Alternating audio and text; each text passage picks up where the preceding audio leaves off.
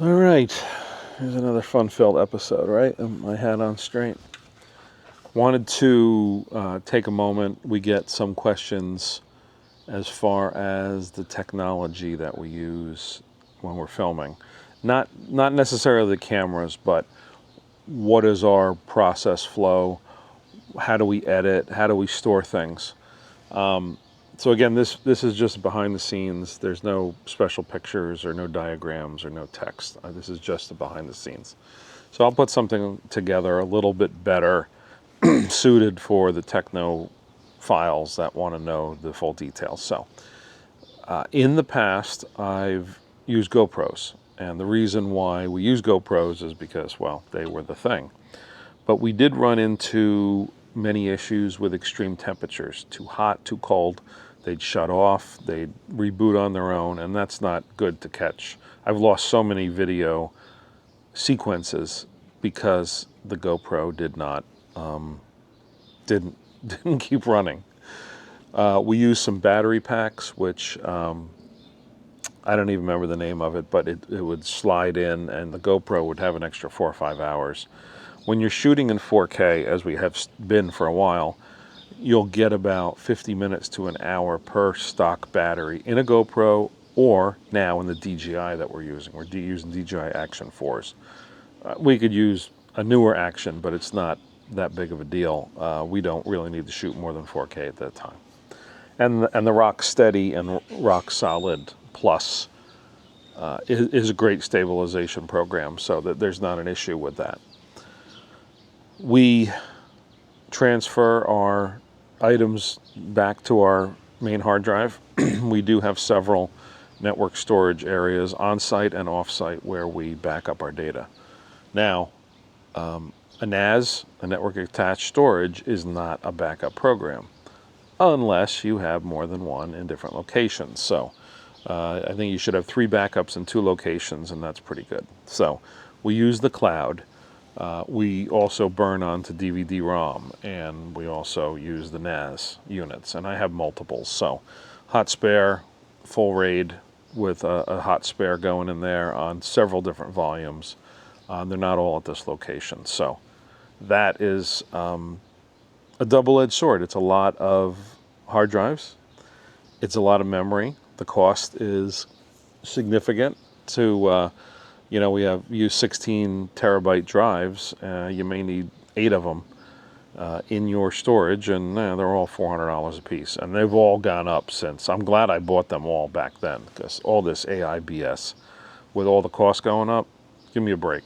The AI company should be paying the extra money for the electrical cost and the hardware cost. The average person shouldn't. That's a bunch of BS. It's a big scam. I'm sure AI will be here, and I'm sure it'll be something we look back in 5-10 years and say there's some good and bad, but mostly bad. I don't think it's a bubble. I think it's here to stay. Either way, I work in IT, so I think I have a good idea of exactly what I can do, what I can't do. My job is not in jeopardy for doing it, but there's many people that, the programmers of the world, even influencers, will all be gone at some point. AI will do it all, allegedly. I do use DaVinci Resolve. Registered version is Studio.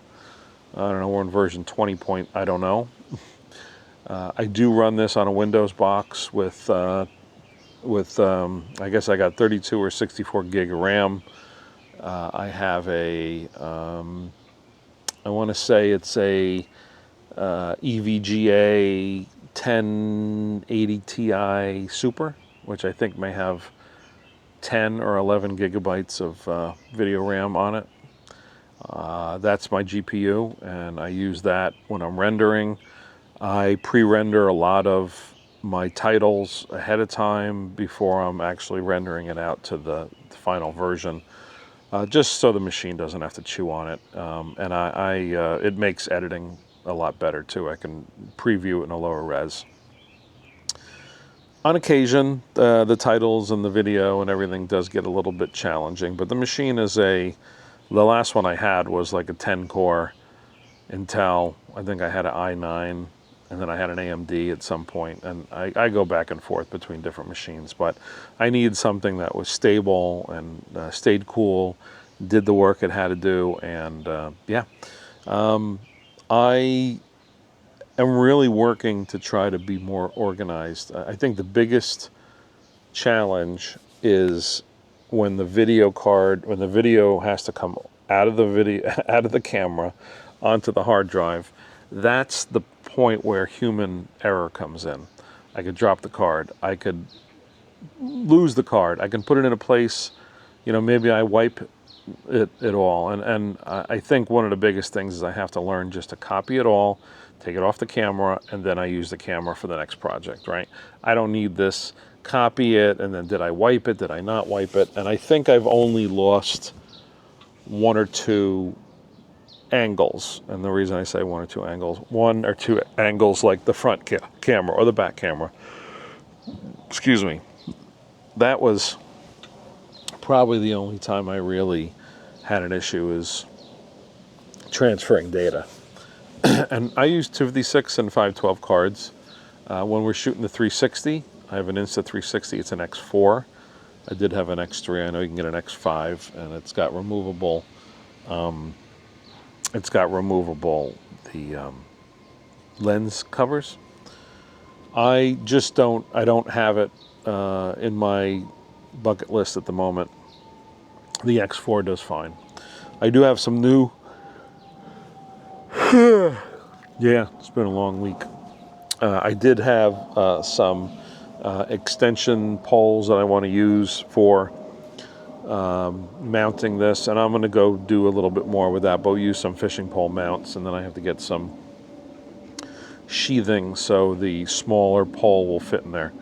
Not something for a discussion. That's more of hardware and what do I do and how do I do it and all that stuff. So either way, just the general rendering. So I do render in H265, and I do in 3820 by 1920. I think it's 4K. And what I'll do is I will render that at a very high 120,000 rate, refresh rate. No, it's not the refresh rate, sampling rate. I'm technical enough to be trouble. That gets put up to YouTube and then it gets processed. And I know they compress it a lot, so I make sure it is good and it looks good. I usually am filming at 60 frames a second. For most devices, there will be some devices that are 20 or 25 or 30.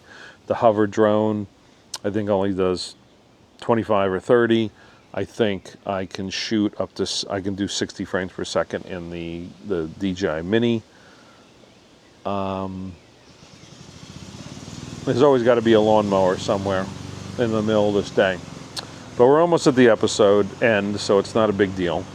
It is a beautiful day, and we probably won't have another beautiful day for, 4 days. Rain's supposed to come in. Either way, I do have a good amount of hard drive space that I try to archive and I try to go through.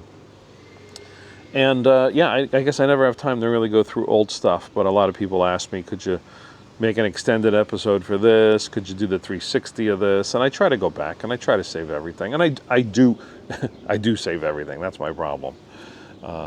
And that's really it. I try to put stuff up on Facebook.